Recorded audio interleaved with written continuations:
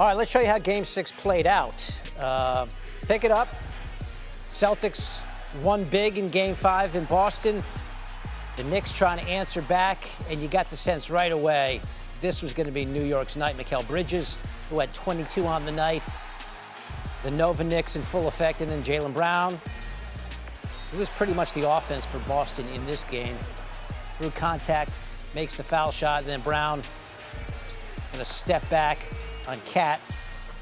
Brown had 20. Celtics down by 1 at that point. Minute and a half to go in the first.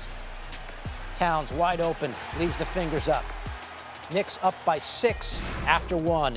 They would pour it on in quarter 2. Mitchell Robinson, great defense, runs out and just smothers Brown in the corner, forces the turnover. On the other end, Cat. You heard Perk talking about just so aggressive. He played with a vengeance. Stephon Marbury there. Love it. Starberry in the house. And then Miles McBride. The chase down on Derek White. That starts it up the other way. Josh Hart, he had a triple-double. 10 points, 11 boards, 11 assists. Knicks by 19. A minute left in the half. Cat attacking again. He had 21 and 12 boards. Knicks up by 27. They're up 24 here. How about McBride? The Knicks with a 27-point lead at the half. That's tied for their biggest playoff halftime lead ever. Tied with the Willis Reed game back in 1970 when they led by 27 at the half against the Lakers in Game 7 of the finals. So that's the first half. Probably don't need to see too much of the second half, but let's check this out. The Knicks led for a grand total of 21 minutes and 58 seconds in that first half.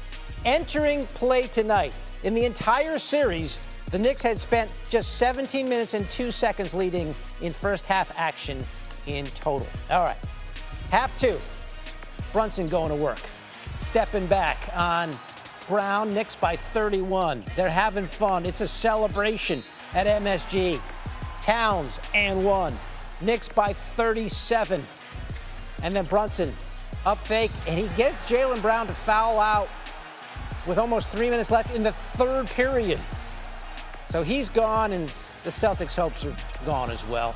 Off the miss, Hart chasing it down as he did all night, finds OG Anunoby, who also had 23. 4 20-point scorers for the Knicks. If you had the Knicks minus 37.5, that's a heck of a call. An absolute demolition of the champs, 119-81 the final. A star-studded crowd there at the Garden, enjoying it from start to finish as the Knicks eliminate the Celtics in Game 6 of the Eastern Conference semifinals. This 38-point win is not only the largest win in a series-clinching win in Knicks franchise history, it's the largest win in any playoff game for New York in the eternity of time. So that's a pretty good win, a pretty convincing win to knock off the champs. Unbelievable night for New York, and this is new on SportsCenter. Head coach Tom Thibodeau takes the podium. Yeah, I thought start to finish was terrific. And also, want to congratulate the Celtics on a terrific season. Unfortunate injury to Jason Tatum, and but they're a terrific organization, ownership, front office, coaching staff. Joe Mazzulla is a terrific coach, great players, first-class organization. Hats off to them for the season they had in defending their championship. Coach, congratulations on getting to the Eastern Conference Finals. Would you say tonight's performance was the best in the postseason? Probably, and we knew we would have to play 48 minutes against them. They're terrific on both sides of the ball. They play their style no matter what. And so they're not going to hand you anything. You have to earn it, and I felt that we did that. Tom, it seemed from the start, and then even when the league got to 30, you guys were beating the loose balls and stuff. The urgency you had talked about, was that kind of on display there all game long?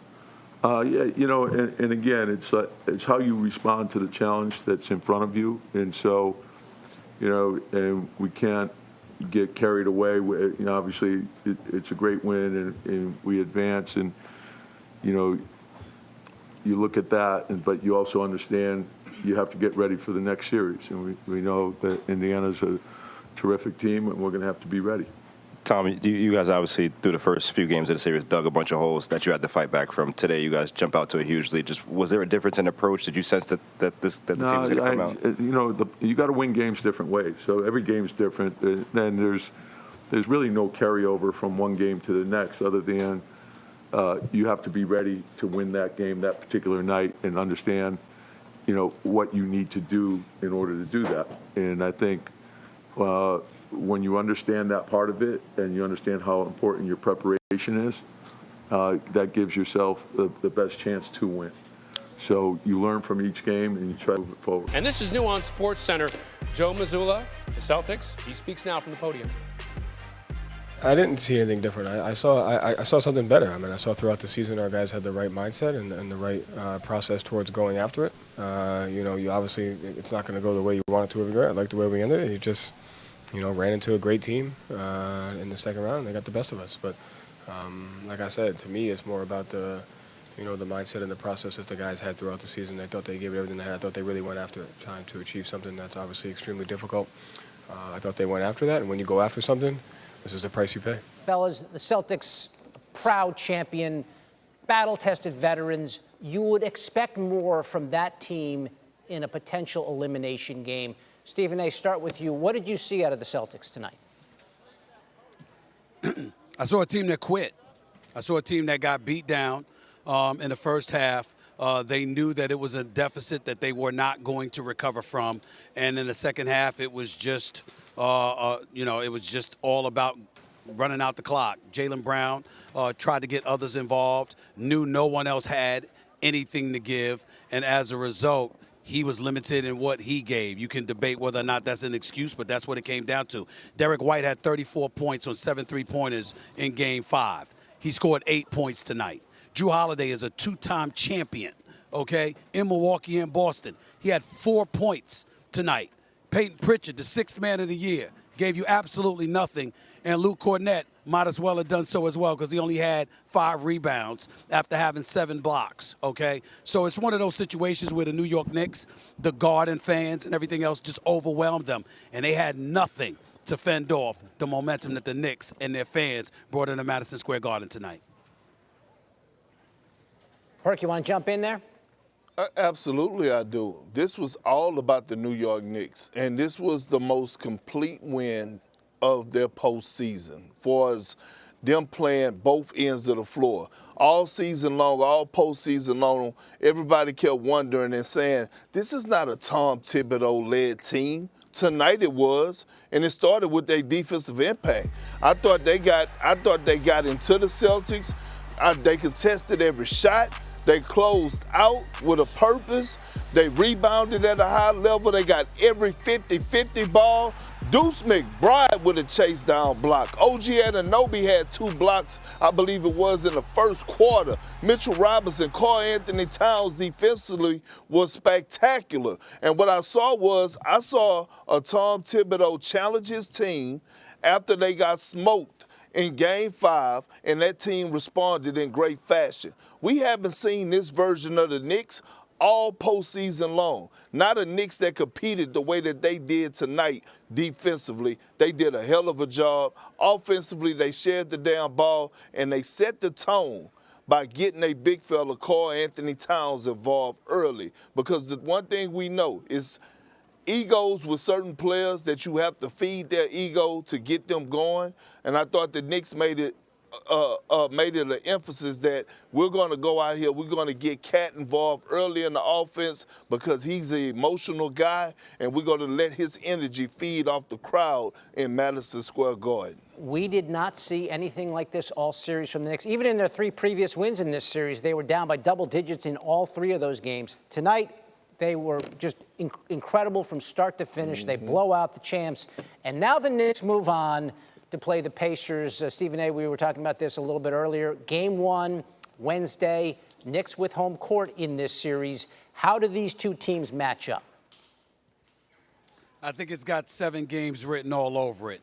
The Indiana Pacers aren't considered elite defensively, at least by some, but they're certainly big time offensively. They can put points up in bunches, and they can get stops when they need to stop. They're a well-balanced team. You don't look at anybody on their squad and say superstar, but they are to be big time respected. Halliburton can ball. I don't know anybody that's calling him overrated. He is not overrated. That brother can play. Miles Turner can play. Nembhard and Neesmith can play. Mathurin can play. They're well-balanced. They're exceptionally well coached by a champion in Rick Carlisle, and they have no problem going up against the New York Knicks. They may have lost 2 or 3 meetings against them in the regular season, but they don't have any problems going against the New York Knicks. So the New York Knicks are going to have to show up. I think they're going to have to be more efficient offensively. I think they're going to have to be more consistent defensively in order to win this series. It's got 7 games written all over it, and I believe this series will come down to a Game 7 at Madison Square Garden for the right to go to the NBA Finals. Perk, who you got in this series? I got Knicks in 7. Perfect opportunity for the New York Knicks to get their lick back. Hell, the Knicks took the Pacers to 7 games last year, and Jaylen Brunson, I believe, had a fractured thumb. You had Josh Hart, he had an abdominal strain. You had OG Anunoby, he was dealing with a hamstring issue. Now those guys are healthy.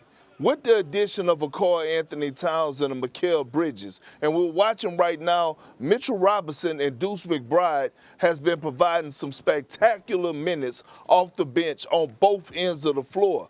I believe this Knicks team is going to be ready for the Pacers. I'm not underestimating the Pacers. They play agenda-free basketball. They have a hell of a coach in Rick Carlisle. They have a guy that's a real closer in Tyrese Halliburton, but he's not a better closer than Big Body Brunson. And I think Big Body Brunson, along with Josh Hart leadership, is going to take this Knicks team to the NBA Finals. I agree with Stephen A. Smith. It's going to go 7 games. It's going to be a brawl for it all, but I got the Knicks winning this series in 7.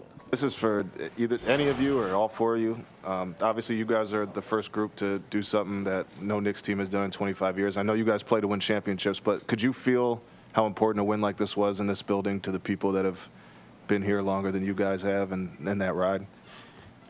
Yeah, it was definitely felt the energy. The way they've been supporting us all year, it's been remarkable. So I'm just really happy that we were able to do that.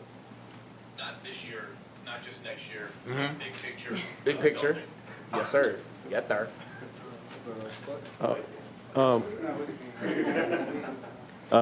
Kat, you came out aggressive. How important was it to set the tone today, and how much of that was a concerted effort for you to come out and do that? I mean, we talked about the importance of this game, and my teammates trusted me in those positions to score, and I'm glad I was able to repay their trust with some buckets. So it's a really testament to my teammates, get me involved and allow me to be aggressive, and it's because of these guys up here that we got the win. Jaylen, I know you guys as a whole somewhat were not pleased with the intensity levels and everything that happened in Game 5, and then tonight it just seemed like it was the exact opposite sort of energy from you guys. Where do you feel like that came from? Why do you feel like it was such an obvious swing? Just the way the whole day of Game 5 just wasn't us. And we knew that. We reflected on it, and we came back. We knew that we needed to be ready, needed to be better. The way we prepared, the way we talked out there, the way we made it an emphasis to have each other's back and continue to cover for each other. It's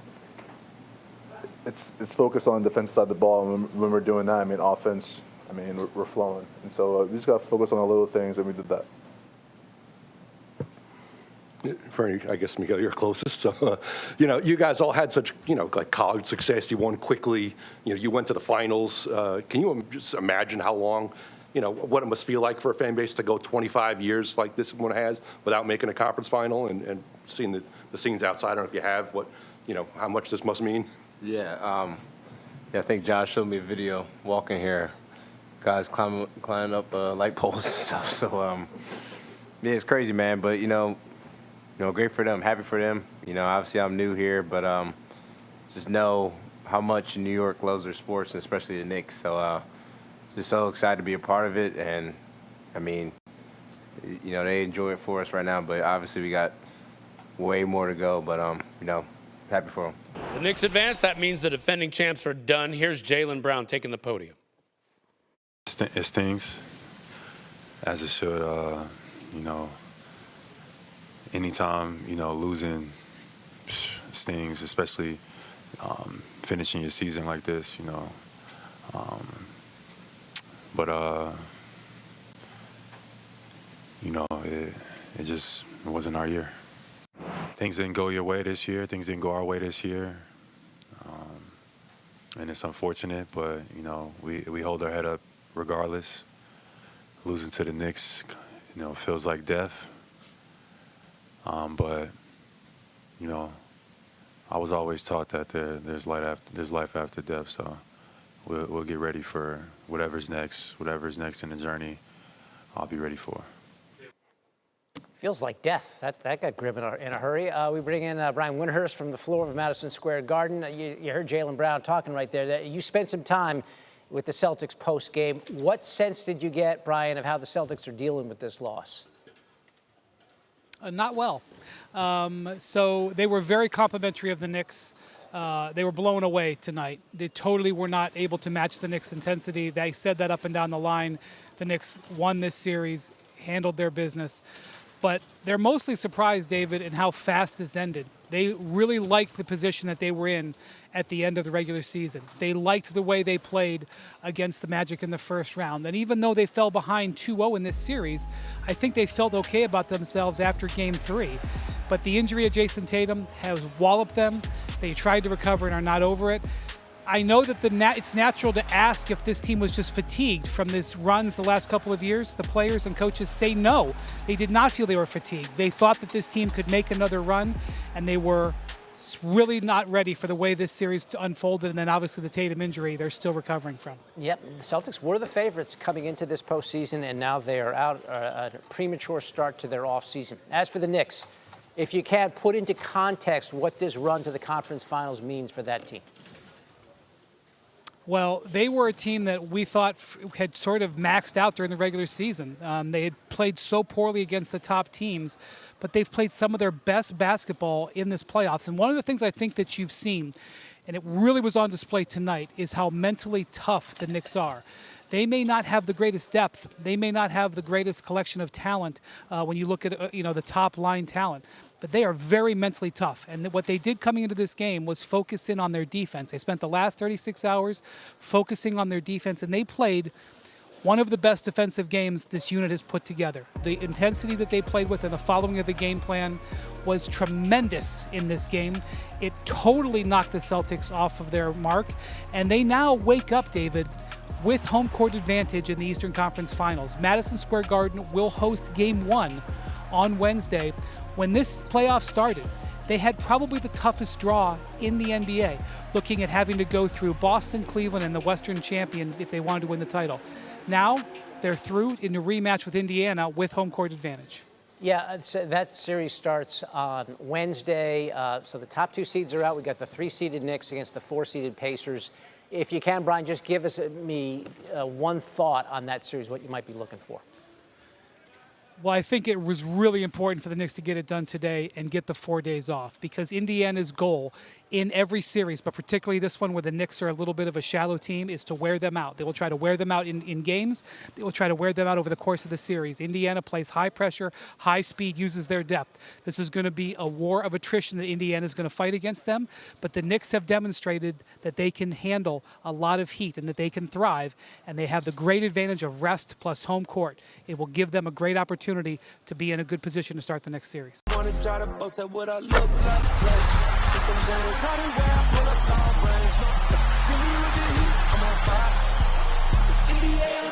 NBA